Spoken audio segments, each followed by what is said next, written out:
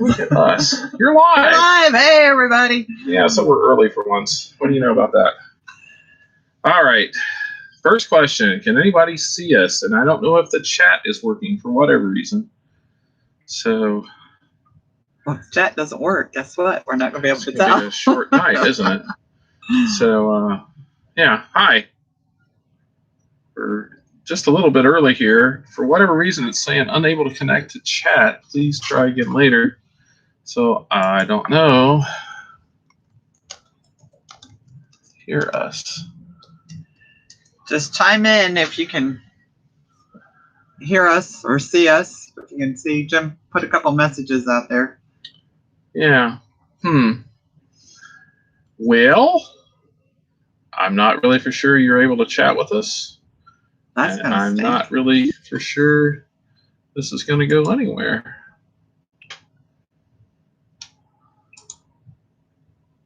How about chat? Oh, there we go. There we go. We see you. All right. Chat is just being weird. Yeah, well, it's being very, very weird tonight. So it's working. Yay! Yay! Here it is. Well, hi. Good evening, whatever it is. We are in Bordentown, New Jersey. Camera's up. We thought we'd just do a live video tonight. We've the last two that we've done were actually done on Saturday evening, so this is a little different. But we were sort of busy yesterday. Yeah, if you watched our video from yesterday, you know how busy we were yesterday. Yeah, we went out to the Amish flea market yesterday and had a good time there. We went to Walmart and the Verizon store and Planet Fitness, and we were just all out and about yesterday. So we're here tonight. We met up with a couple that drive for our carrier. They're in a tractor and trailer. We went up and to the restaurant last night and had supper with them. Yep, just spent a few hours just sitting around chatting. Yeah, I'm sure that the waitresses were getting annoyed with us and everything. Oh, no, they weren't. She was very okay. So I don't know. Okay with us being there. So it's a truck stop. They're used to people just hanging around. Yeah, is your guys' camera fading in and out? Because it is for us. So I'm not really for sure what's going on. It's like the lighting is going on and off. It didn't do that the last time. So maybe it's just us. So I don't know. Somebody last week said that, just a little fade. I don't know why. It just started doing that. Well, I don't know. Somebody last week said that the lighting made us appear younger. So I don't know what this looks like. So maybe it is me moving around. I think it's the glare off my glasses or something. I don't know. But we had a really good time last night with those folks. We had never met them before. They actually contacted me through one of our Facebook groups that we belong to. And so we met up. And now they're off on their run for the week. And we're still here without a load. Go figure. Hopefully everybody else is going to be up and running tomorrow. We may or may not be. It just depends. Right. But we're still here. So it happens from time to time. We'll probably get something. So I don't know. We had something pretty cool happen yesterday. I guess it was yesterday. Yeah, it was today. Was it today? I think. I don't know if you all can see this or not, but we hit 10,000 views Yay! on our YouTube channel. So that means that somebody or some folks that will remain nameless have actually viewed our videos 10,000 times. We use this little program called TubeBuddy that helps us sort of keep track of that kind of stuff. And every now and then you get a little a certificate. I'm supposed way to go. I suppose we could print this off and hang it on the wall. But that's pretty all cool. The places we so 10,000 views, and we're up to 206 subscribers. Thank you very much for everybody that is subscribed. Thank y'all. If you're all watching and you haven't subscribed, do that now. I'll wait. Don't wait all night. Oh, okay. Yes, we appreciate everybody that's subscribed and has watched our channel and comments and interacts. And that's why we really like to do these live videos. It just gives us an opportunity to actually, what is going on with that? This is going to, by the way, drive him completely nuts. Because we're seeing the lights going in and out and in and out. Yeah, so I'm not sure what to do about it. We apologize for that. We have no idea. Yeah. So David Upton said, glad we got it to 206 subscribers. Yes, we actually were at 207 and somebody left.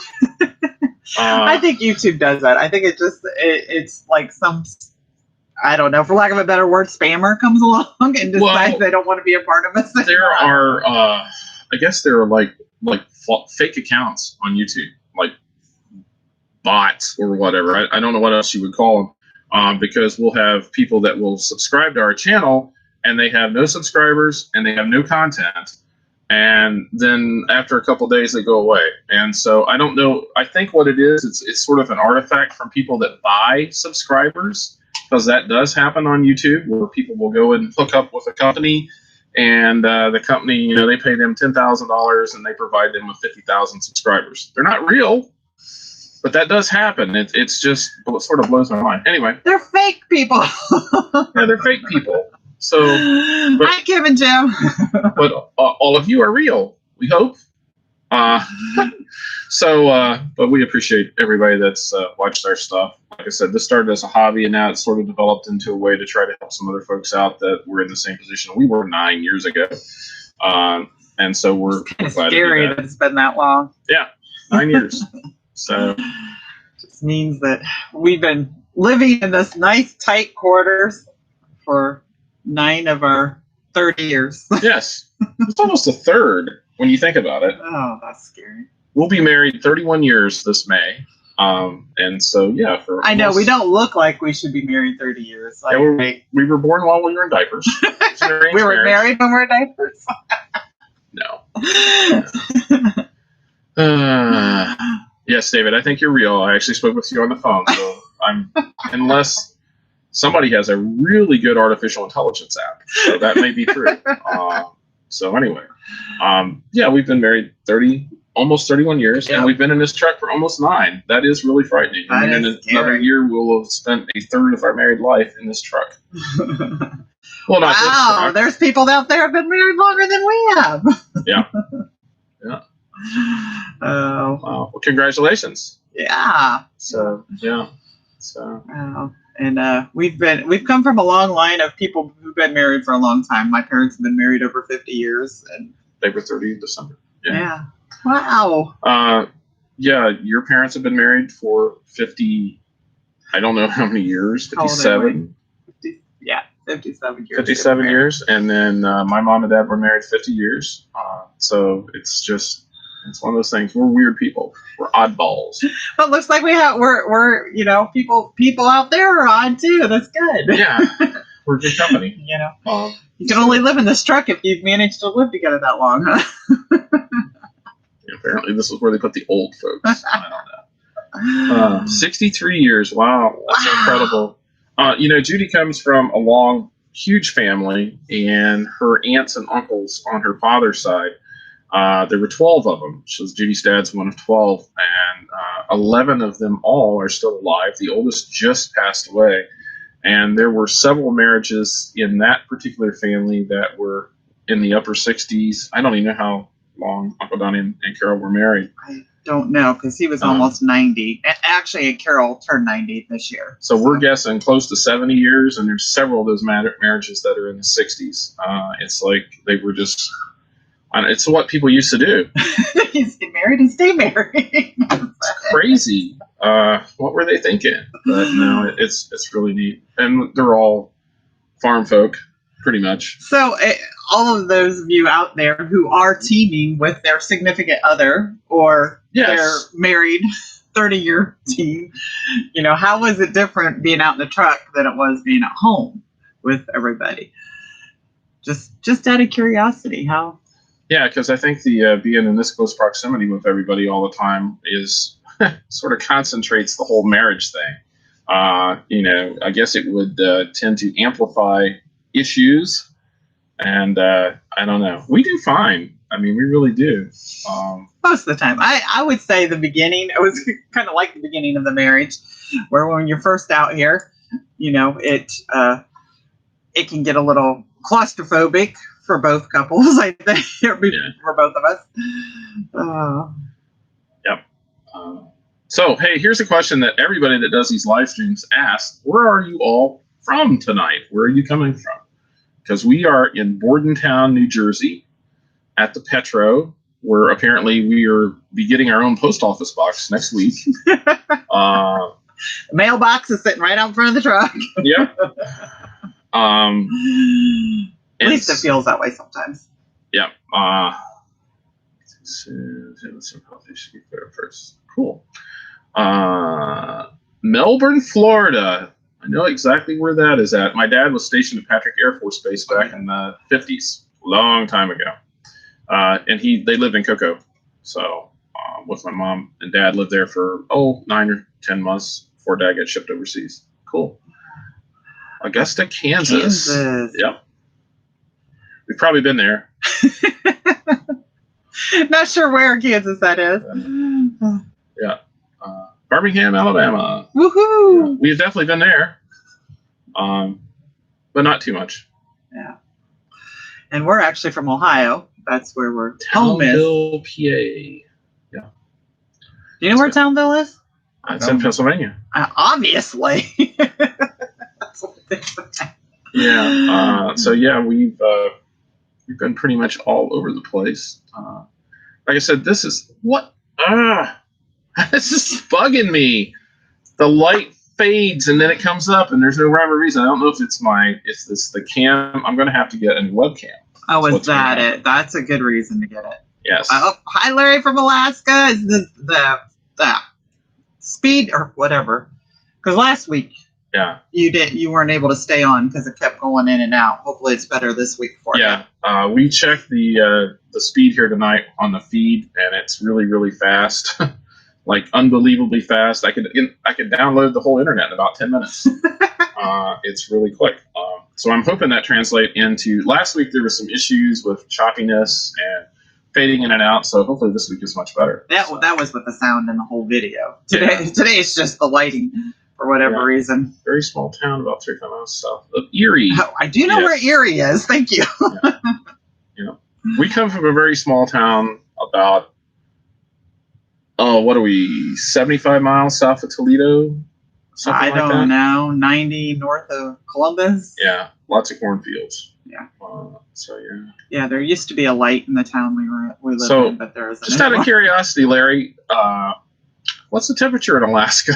Because it was beautiful here today. The sun came out. It had to be close to 55 or 60. Yeah, it was. It was in the upper 50s. Really, really nice. No wind, no rain, just sunny and early spring. It's a tease, It's like spring's almost here, but now we'll probably have, that groundhog. We'll see. I think the groundhog decided it was supposed to be an early spring. Yeah, we got some early snow this last. In the fall, but not too much. Yeah, great connection. Good. Yay. Except for this webcam issue that's driving me nuts. I don't know what's going on with that. So what else are we going to talk about tonight? I don't know. Our no load. Our no load. Don't have a load. That'll change eventually. If not, we'll have another similar video tomorrow. Planet Fitness. We've got to go to Planet Fitness twice now. There's one about 5 miles north of us. Quick, easy trip up US 206. Goes right. Well, 206 turns off, but the road basically goes straight.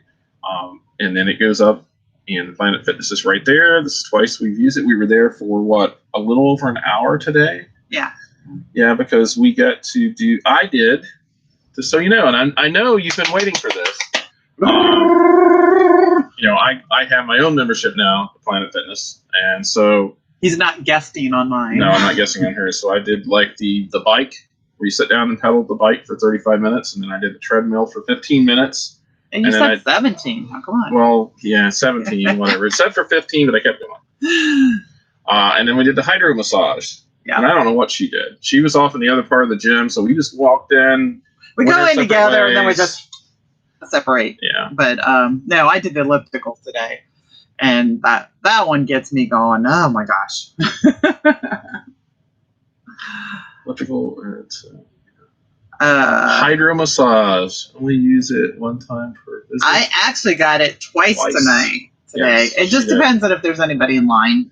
They don't really care. But you can't tan if you want to tan, which I'm not a tanner. But you can't tan more than once. But you can do the massage more than once. Yeah, there was nobody in line today. It's really weird. I think they only really have 2 of the beds. Well, at this one they did. Yeah. The other ones, they're like, the other one I was at was like 4. I think there were 4, and there were 2 chairs or 3 chairs at the last one we were at. Right. But this one has the 2 beds, and of course, we occupied. we took over. But it was really nice to get in there. It was really busy.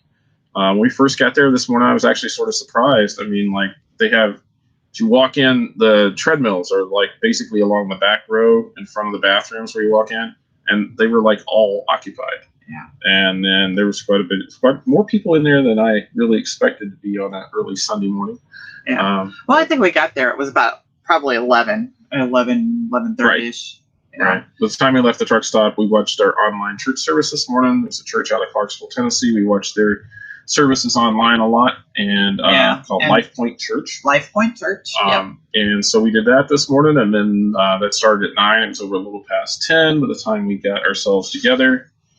We're kind of slow. And on the way, it was 11 or so. It was 11 or so, but and it's not too far up there, and we had a good time. Right, and we we've been kind of flipping flopping this weekend with what we're doing, but they have a 30-minute circuit kind of thing too that we do that includes weights and steps, kind of the stuff, whatever you call those things.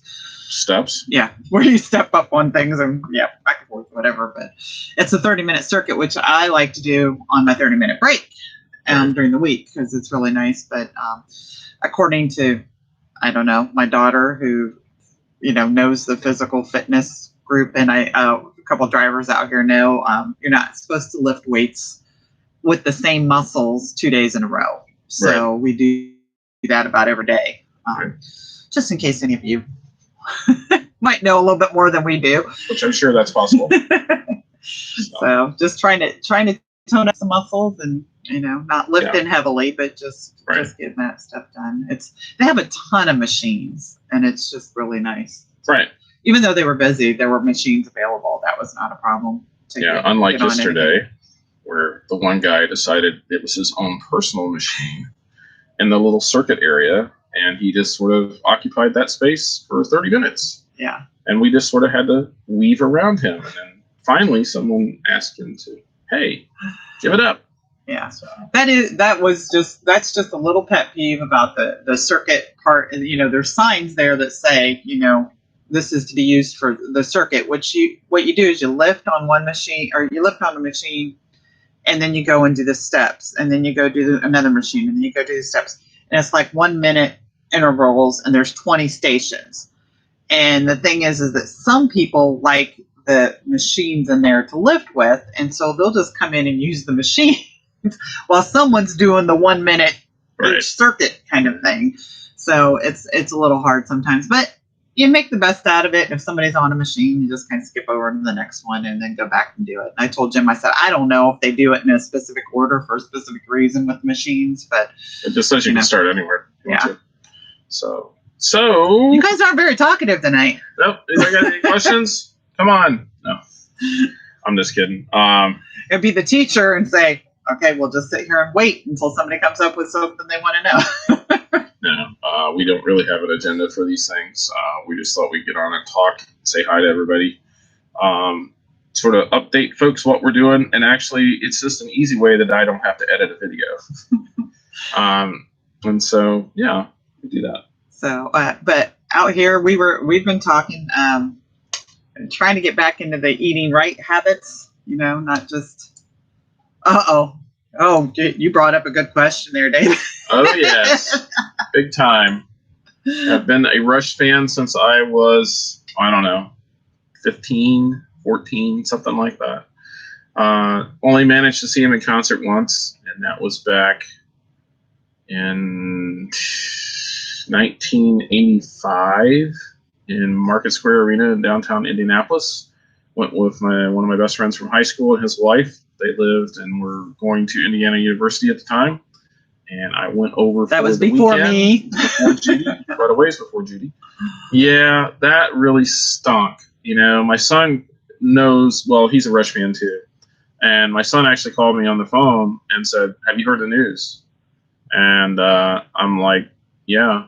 or no, what news? He goes, Neil Peart passed away, and I'm just like, oh man. And that I don't know if you've seen the reaction on Facebook. That is like one of the most heartfelt and affected so many people on Facebook. His passing away. It was totally unexpected, and I mean, he kept that to himself for years. And I mean, I've just never really seen too many people pass away in the music industry that's had that much outpouring. So yeah, it's really sad. I loved Rush. Rush is a timeless band. I mean, they're just, and saw them in '85. They were awesome. Somewhat feel bad, but it was actually before Getty's voice started to go, and so they were awesome. I mean, in concert, it was definitely the best concert I've ever been to. They were at the top of their game. There wasn't so much of the newer stuff. I'm a huge fan of their old, their first 5-6 albums. And so they played a lot of that. So it was good. I mean, but yeah, definitely he'll be missed. Just an amazing talent. Jim, by the way, knows a lot about music. I, on the other hand, know lyrics, but no music. I don't know. Do we know who? You know who? Hello. But yeah, definitely love Rush. I listen to them still on YouTube, and like I said, I've passed that love on to my son. He really likes them. So it's sad, but we're getting to that point where there's going to be more and more of that. I don't create music other than in my head.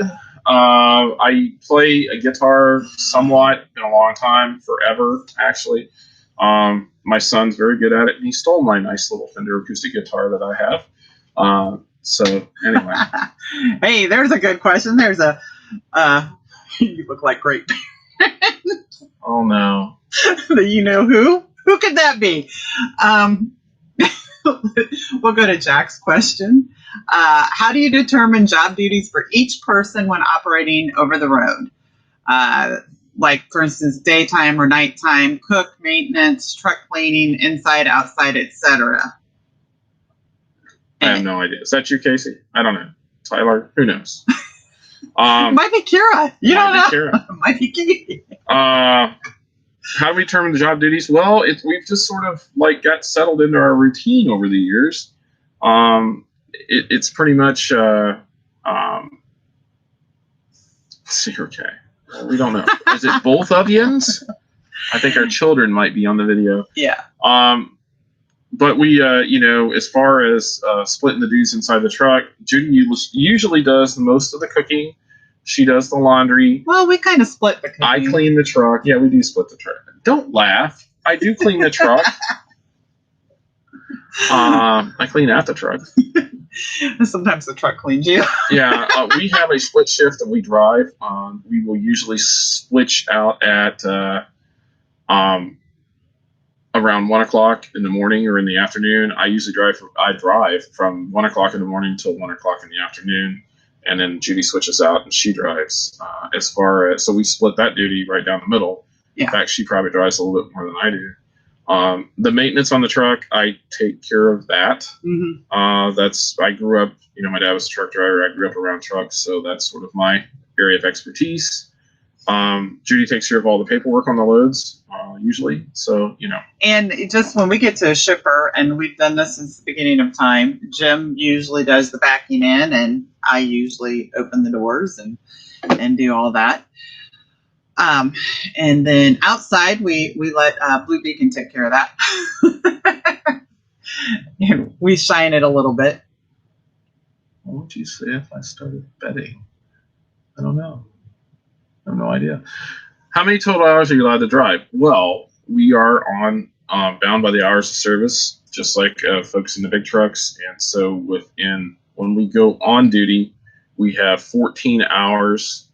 And within that time frame, we're allowed to drive 11 of those hours. We have to take a required 8-hour break, or a break, not an 8-hour break. That would be nice. We have to take a break. We cannot drive past the time 8 hours after we first originally go on duty. So there's a mandatory federal required break at that point in time. You have to take a half hour. You can take that anytime before the 8 hours. We have to put it in there. And within a week's time, actually it's 8 days. Within an 8-day rolling period, you're only allowed to drive or be on duty. Well, you can be on duty, but you can't drive after you've been passed for 70 hours. So you'll hear us talk about... as mud. I know. Well, it was until we did. You'll hear us talk about our 70. So we're basically allowed to drive 70 or be on duty 70 hours in a week. And then we have to set to get those hours back, sort of. But in a day's time, it's 11 hours. So. Yeah. And David asked about if we were leased to a company or FedEx directly. Directly. Yeah, but we're leased on to them. Yes, we're leased to FedEx. That's what yeah, we don't work with anybody else but them. That's us. How was life before the internet? Pretty much like it is now, except without the internet. Have to use the payphones. Yeah. Hi, guys. No cell Joey phones. Davidson. Hi. So, I was trying to think of getting back to the, splitting our duties. I think because, we're not just team drivers, we're also husband and wife.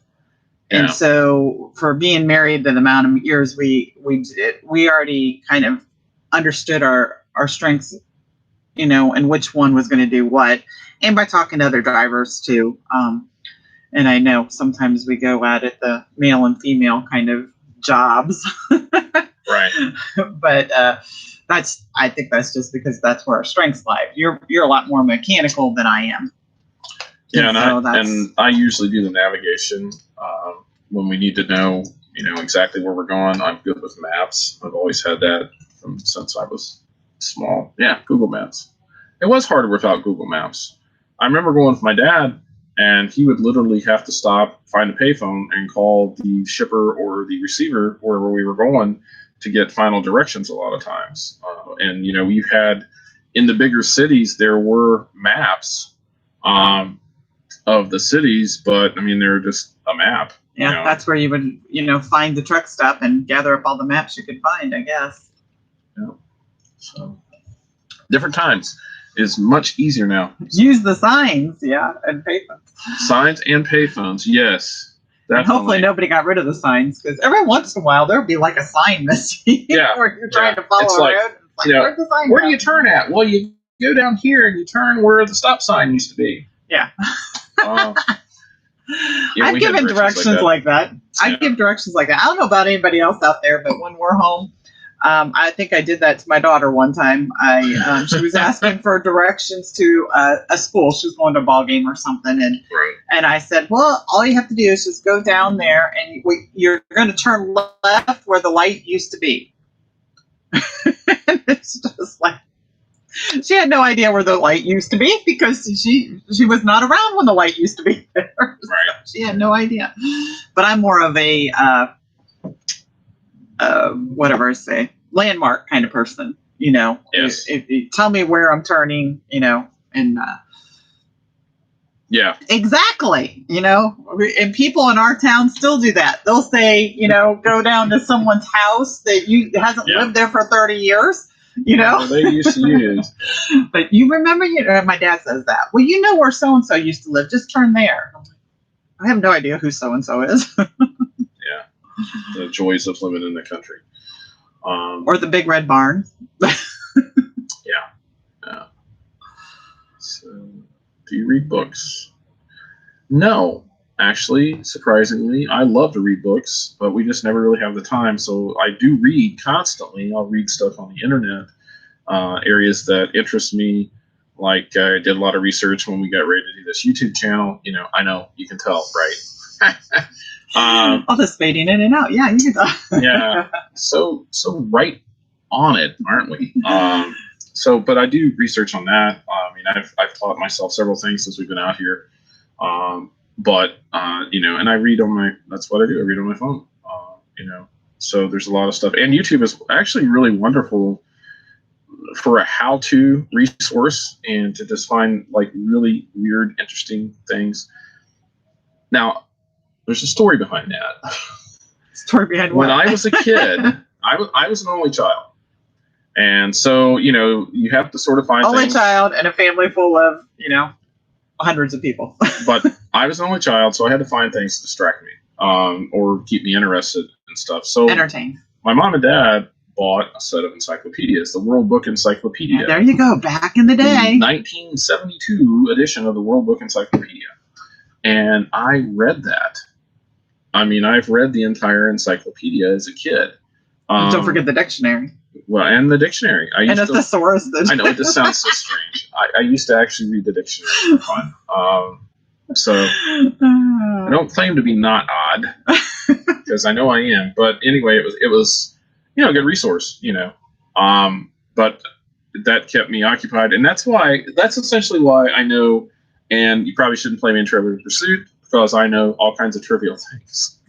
You read the encyclopedia. I literally read the encyclopedia. In fact, today, we still have that set of encyclopedias. They're in a box out in the garage or down in the basement someplace that we got, like my mom had still had when she passed away, and we moved everything to our house.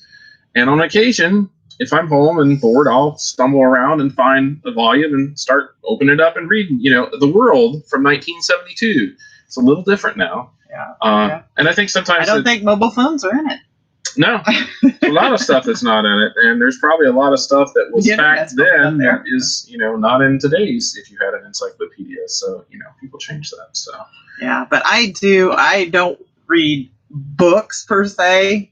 I do read books like on Kindle and where I can download things. I hate Kindle. Yeah. Well, for me, now let's get back to this. When I was a kid, and here we go. It's not sure older folks. When I was younger. Good night, David. It's good talking to you. Thank you for tuning in. I used to when I read, I would get really bad headaches, and I would and it wasn't until my kids were growing up and I walked into a bookstore and that I realized that the books and the print was what was making me sick, and so I found out that reading on the computer, I could read anything I wanted to on the computer, and it didn't bother me, and I never got headaches. So that was just something different for me, unlike you. So. Right. Jack Martinez asked, when getting into expediting, did you feel it was a benefit to be a large fleet owner or a smaller fleet owner, and why?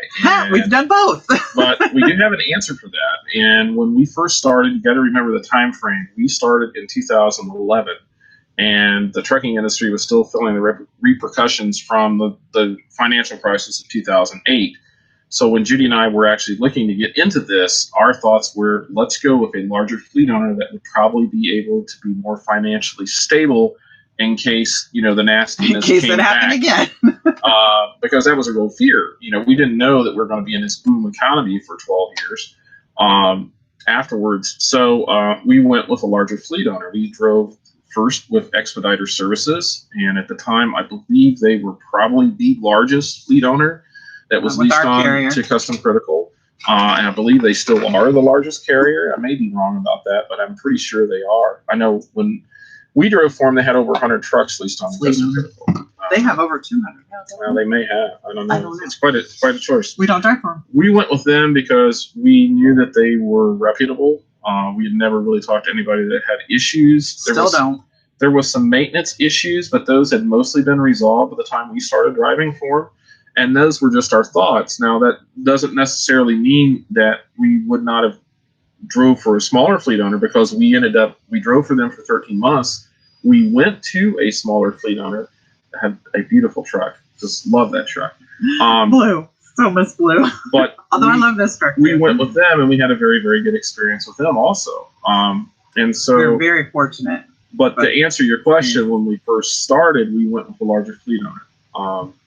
But it certainly wasn't for the equipment. But the other thing is at that point in time, because they were the bigger fleet, there was a lot more drivers out there to contact and more information on how their business was, and they the biggest thing we want is, do you maintain equipment and do you pay on time? I mean, those are the two biggest things that you want out of a fleet owner, and they had both of those. Right. And then again, what Jim was saying, we just wanted the stability, and they had been in business for a while too. Right. So we figured there was probably less chance of them going under. And we had heard horror stories about, bad owners. And you still hear that from time to time. Not so much, but yeah, and you got to remember there was a lot less available information for folks. There wasn't all these YouTube channels, like us and the other channels that are out there that answer questions for people. There was essentially Expediters Online, which is still around. And that was pretty much the largest source of information. There were a couple other expediting forums, they were forums. They were written down. Or go down to the truck stop and find the guy sitting in his truck. That is, I think, our second fleet owner, that was basically kind of how we figured all that out, by talking to other drivers. And so it was a little bit different than it is now. I'm sure you all know, Frank and Stephanie of the Trucking Couple, and, some of the other channels that are around that are concentrated on expediting. Truck and Travel, those guys are doing it now. Trucking with Mr. Coach, the Crafty Trucker, and there's several other ones that are and smaller, more out there. and too numerous for me to remember. I apologize for that because, we sort of try to help each other's. Yeah, if any of you channels on here have a YouTube channel, please plug. Yeah, please go right ahead. Leave a comment and we'll mention you because we forget. Yeah, for the 12 people that are watching, sure, they'll jump right over your channel and give you a big thumbs up. But yeah, that was our thoughts, and I don't think we did wrong by that. And we talked to, I should say, Jim did a lot of talking to other. We talked to owners, or owners, single truck owners, and then fleet owners and other drivers. So we did a lot of research before we jumped in with. Right. I should say Jim did a lot of research. I just kind of said, okay. I read.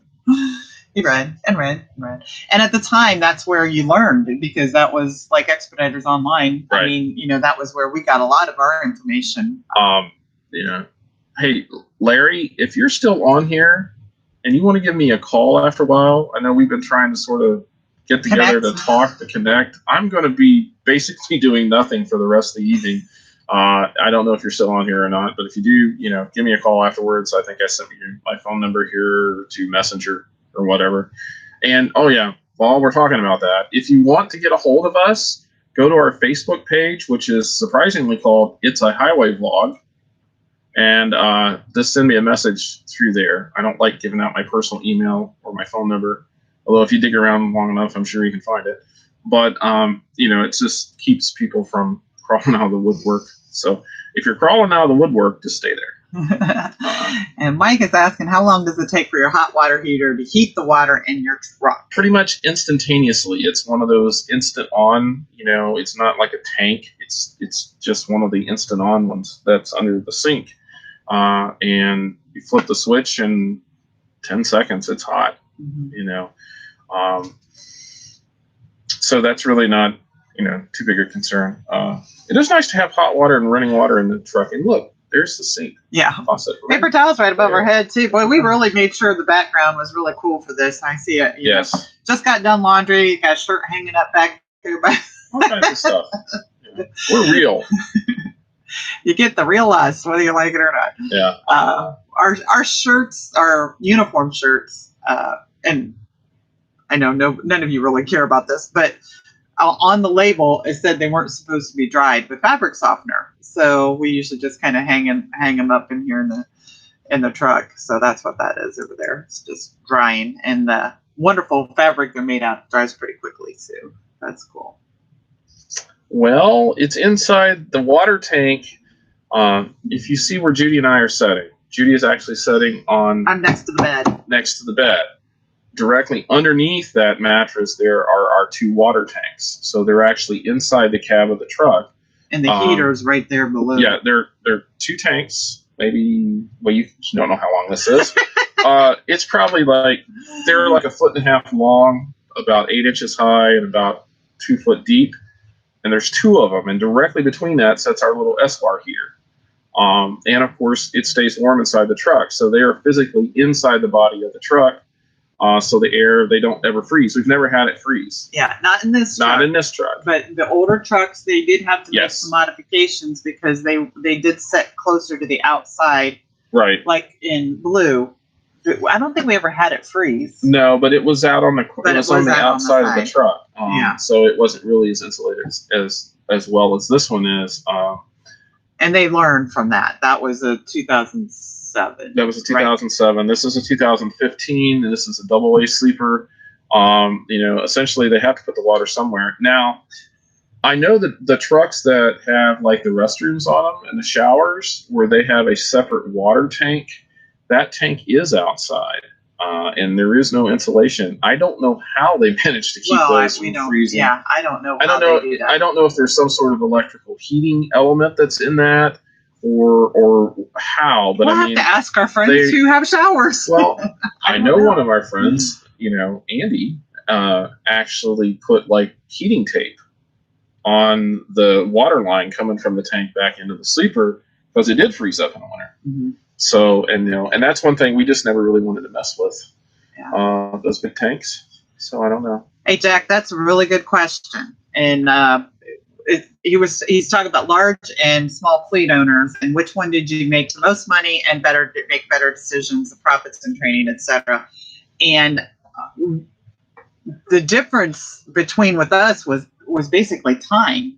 The bigger fleet owner, it was basically, I think we've talked about this before, here's your keys, start your truck, go ahead and go run. And we had to know what questions to ask. Right. And then when we left them, we went to a fleet owner and he said, our trucks can make X amount of money. And we wanted to learn how to do that. So he was a lot more hands-on with us. And he had the ability because he only had, I think there was 6 or 7 trucks. And he was driving at the time, too. Yeah, and he drove, so he was an actual experienced person. Nothing against Expediter services, but when we first started, it was basically, here's the luck. We had you might want to clean it up a little bit first. And they would try to answer the questions as best they could, but they weren't fleet owners. Yeah, and they were big fleet owners. They were fleet owners. They were not drivers. Yeah, and they were big fleet owners, so they had a whole different perspective of how much money a truck needed to be making, and the questions we wanted. We knew how much our household, meaning what we needed to make ends meet at home, but we wanted to know what the fleet owner needed to make so that they could keep the truck maintained and running and pay us. Right. Because if we weren't making that kind of money, there are drivers out here who are like, well, our fleet owner, I don't know what's happening. They're not. And sometimes it might be because the drivers are not making enough so that fleet owner can make enough money. Right. So, that's what you have to talk to the owners about. And we did, even with Expediter services, finally we kind of pegged them down and said, how much minimally do you want us to make? We know, and their minimum, we needed to make more so that we can make what we needed to make. Right. Yeah. Because they may have a, expectation of how much they want you to make, but you may need to make more than that. As yourself. So this David's speaking of loads pay, what goes into your decision to take or not take a load? Well, at the moment, we just like to have a load. Perhaps from the perspective of the driver, the fleet owner versus an operator, why would you take or not take? Okay. I don't think ours has changed a whole lot being drivers versus fleet owners. Well, we have in our mind a rate that we don't want to go under for refrigerated freight, which is 95% of the loads that we haul. We have an idea of what it takes to run the truck profitably. There is a rate per mile for that. Just to give you an idea, fuel, we get 10 miles a gallon, and a gallon of diesel fuel is about $2.50 right now. So you figure 25 cents a mile just for fuel. So the other aspect to that is, we have truck payment, and we know approximately, give or take a little bit, of how many miles we're going to get in a month, figure all of our other costs in. I go back and look yearly how much it actually costs per mile to run the truck. So we have a pretty good idea. And so, but it's all about averages. I can take a load that doesn't pay what I think it should pay, depending on a lot of factors. It's one of those experience things. I can take a load knowing it's going to a good area that might not pay as great as I would want it to, because now I'm going to be in an area where I would probably get a better paying load, especially if it's an area where I know there's loads that come out of there. And so part of it is experience. Yeah. And the other part with our particular carrier, our loads are pretty much all on a computer load or application load board. So we can see all the loads. So back in the day when we didn't have the load board, we had to, have that experience so that we knew where the loads were going in and coming out of. Right. Now you have them all listed. So, if your brain can do that, and if you keep good track of things, you can figure out where the good freight lanes are and where you want to be and what you want to do and where you don't want to go. Right. But with what we do in expediting, sometimes things pop up that you can't plan on either. Just like this one. We have a set amount that we would like to do per week revenue wise to the truck. That's sort of our goal, and we have a monthly goal that we'd like to hit. I would even say we do have a yearly goal, which eludes us every year. Well, just to give you an example, for us, yearly goal, $300,000 gross revenue to the truck. Does it happen? Nope. It hasn't happened in the years we've been driving. Yet something always happens. We go home way too much. I will tell you that right up front. We go home more than probably most people do. But we own the truck, so we can do that. And as long as we make enough to pay the bills. If we stayed out longer, we would make more money. I've said this numerous times. We are stuck on between $274,000 and $277,000 a year. That's where we have grossed 6 out of the last 7 years. That's just where we're at. And when we drove for fleet owners, we kept track of it like we were the owners. Yeah. And that was that was the way we knew we could eventually be our own owners, because we knew. But that is enough money for us to do, we pay our bills. We have that works for us. It may not work for everybody. And for some people, that's going to be like a whole big gob of money that, if they don't have, like the couple we spoke to last night, they live in their truck. Yeah. They don't have a house. Some people that don't have a house payment, don't have a truck payment or car payment, whatever, and they basically are debt free and are out here driving. They can take loads for a lot less than what we can. Not that they should. Not but that it's all that business stuff, supply and demand kind of thing that I don't know anything about, but I can pretend. And we have friends that have done well over $300,000 for a year revenue to the truck. Like I said, our goal is sort of $300,000 a year. Our monthly goal is around $24,000 a month, which comes out to $284,000. So yeah, there's a little disconnect there. And our weekly goal is $6,000. So 6,000, just it works out. Yeah. And his math. Well, a lot of times we hit the $6,000 a week. This last week we didn't. We did 58,000 or 5,800. Yeah, 58,000. Yeah, that'd be great. That was a really good. We did 5,800 the week before. We did 6,900. So it's just averages. You can't look at 1 week or one load. You have to at least look at a time frame of probably at least a month, if not 3 months, and to judge, how well you're doing. We'll go through weeks where they're just horrible, and then we'll go through weeks where it's just like, oh my goodness. Every load is paying crazy money, and we've gotten, so it's and it is. It's part of its experience. It really is. So would you say that the average, that the freight opportunities January, February, March are typically the slowest time of the year? No, I would not say that. And I'll tell you why. That this year. Everybody has always said this. I went and actually looked at our numbers yesterday. And it may be just our numbers. And maybe it's our numbers. But we had, for 5 years in a row, we had grossed over $25,000 each month, which for us is, good month, February. Actually, if you look at that time frame over those 4 years, February was our third highest grossing month after September and October. And so that sort of surprises us. I have a theory about that. We don't run to California like we used to. Judy and I have always been willing to run to California.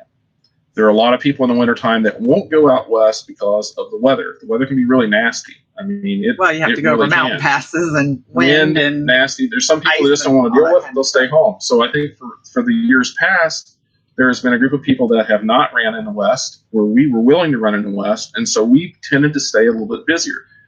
We've always noticed in March and April, which are always our two slowest months, that's when it got extremely difficult to get those loads to California because now everybody's back out and want to go to California. We call those people snowbirds. For us, or that they're willing to travel out west or up north. And all that kind we were willing to go places that the majority, well, not the majority, but a good portion of the fleet was unwilling to go to. So January and February for us have always been decent months. Now this year it's slow for us. Yeah, but we haven't ran to California. We haven't ran to California, but right now it's not really. In January we were home, and this month we actually had some work done on the truck. So, but it's just it's strange this year, and I can't explain it other than it's just weird. It's strange. There have been friends of ours who drive for other carriers who kind of are feeling the same way. So I'm, I don't know, So, but yeah, that's the way it goes. For those of you who weren't here earlier, we hit, well, I don't know what we did. We hit 10,000 views on our YouTube channel the other day, and we're very happy about that. And thank everybody that's contributed to those views. Keep watching.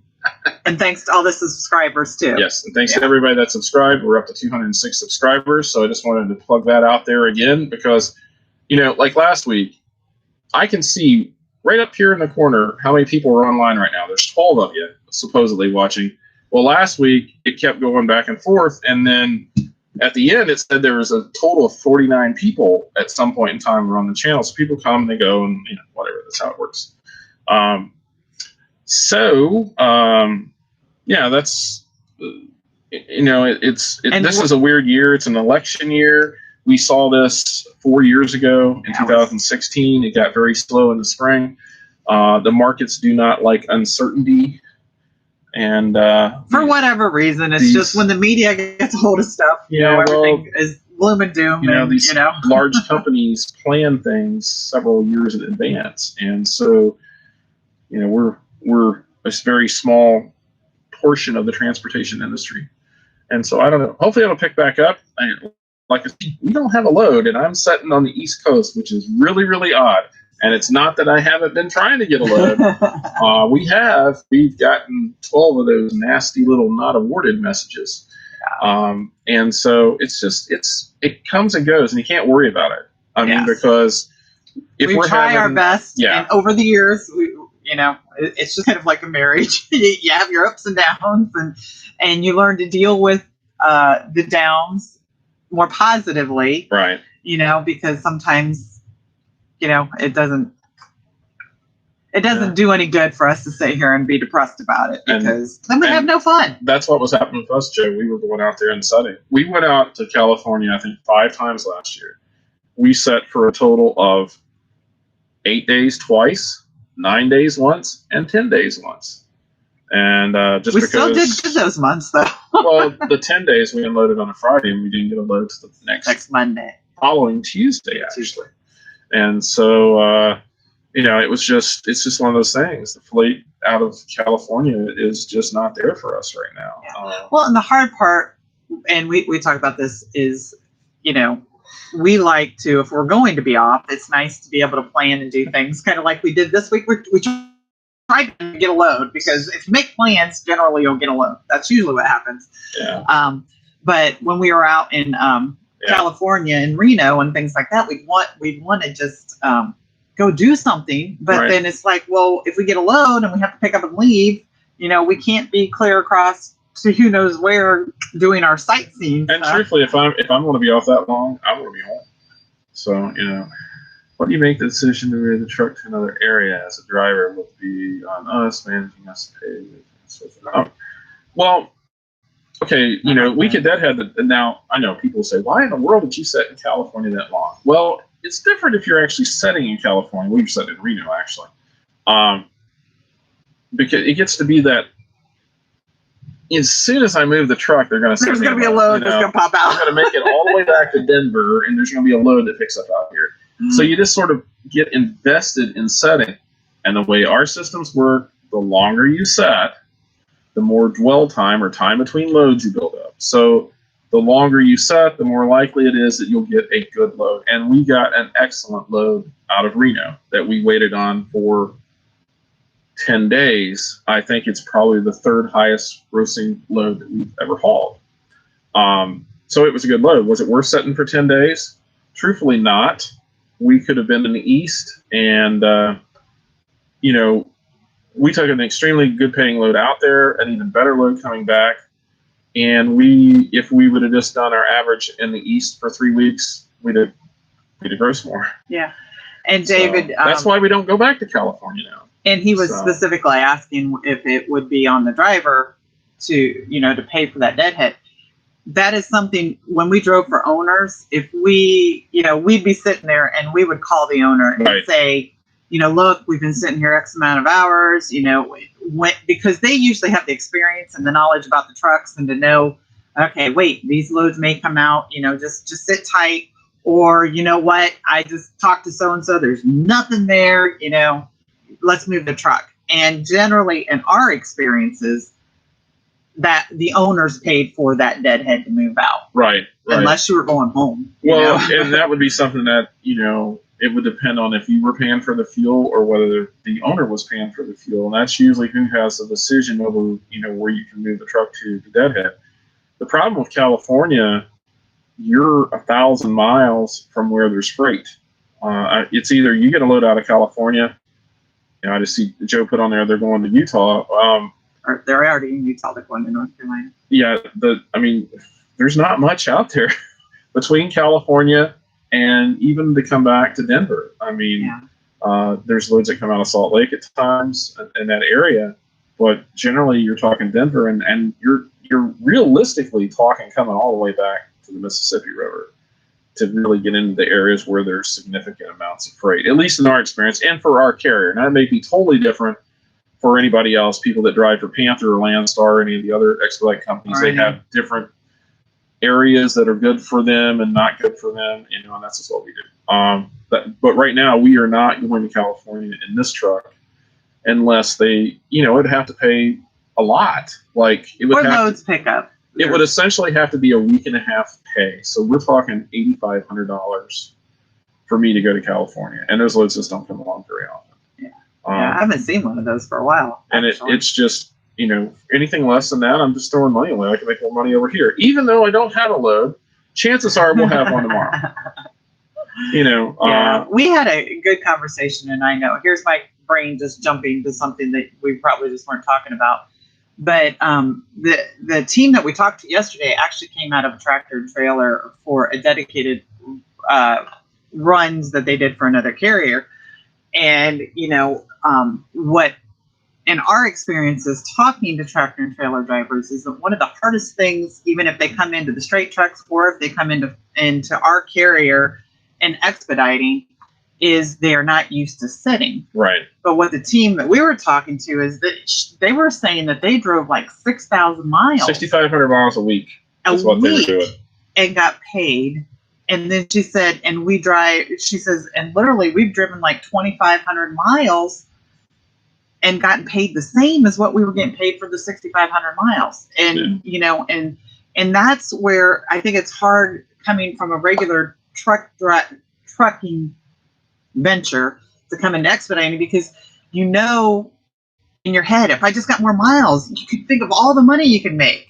But realistically, it's probably the same amount of money. You're just not killing yourself by driving so much. Right. We typically, like if we're out west, and we don't drive that fast, and we stop a lot, but we'll still cover 1,300, 1,400 miles in a day. And we've driven, I think, as far as 5,800 miles in a week. Pretty sure we've done that because we had those weeks when we were running back and forth. Yeah. So, and probably maybe 6. And that was in that year that it was not a real good year. Right. So we anyway, some miles we shouldn't. We did to keep up cash flow. kind of thing. But. Well, we're almost at an hour, and so we're going to end this here in just a few minutes. Judy's got some other stuff she has to take care of. She has an online group tonight that she meets with. I've just got stuff.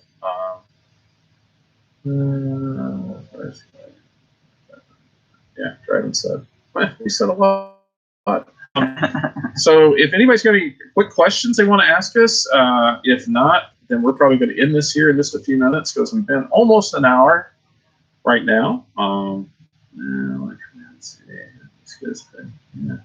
Yeah, we've seen those. We've hauled that once. Depends on if there's 20 or 30 trucks out there and where in line you are. Right. So, with the loads like that, when they pop up on our load board, if I'm sitting in Denver, Colorado, I can take that load and make money on it. Yeah. So Dad had a lot of those bigger loads, they go out further. Yeah, not awarded. We love that term. So yeah, we've been not awarded quite a bit. I'm starting to feel sort of paranoid. Notifications and not awarded. The two N words, how much more N negative can you get? Very negative, not awarded. So anyway, I think tomorrow we'll probably be back to our regular schedule. I have a feeling we'll probably get a load for tomorrow. Keeping my fingers crossed. Tune in tomorrow night and find out. But yeah, we have the decision. That is the one thing I did want to tell you guys. We actually found out that I've been saying all along that our new truck is supposed to be ready in March. Right? Well, guess what? We found out not March, like I've always been saying, probably not March. Late April is the time frame they are now giving us for that truck.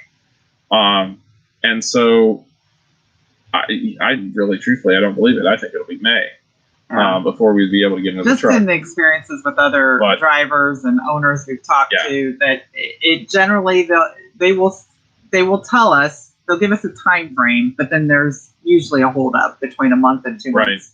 Right. And the holdup coming out right now. The actual sleeper is finished. That's the Bolt sleeper, and it's been final inspected, and it's on its way to Columbus to go to Capital City. That apparently is where the holdup is at. They've just flooded with trucks. And so they're telling us late April. They have not given us a drop dead date. And right at this moment, at the very earliest I can imagine, will be the 1st of May. And so we'll go from there. Which, is sort of advantageous. There's a word for you. Advantageous for us in a way, because that gives us a longer opportunity to be able to potentially sell the truck. But we'll see how that works out, or to make another decision. We are still debating on whether to be a fleet owner or whether to lease purchase the truck to someone. Obviously I would rather just sell the truck, but we'll see. So, our best option is to sell the truck. Our next best option is lease, and then the only thing about having drivers is just the fact that we still have the truck. Right. Actually, the best option would be for me to win the lottery, but since I don't play the lottery, probably not going to happen. It's a little hard. You have to kind of play the lottery to do it. So. All right. So we're dragging on here a little bit. So I think we're going to end this here. It's a hour and 3 minutes. So you guys are welcome.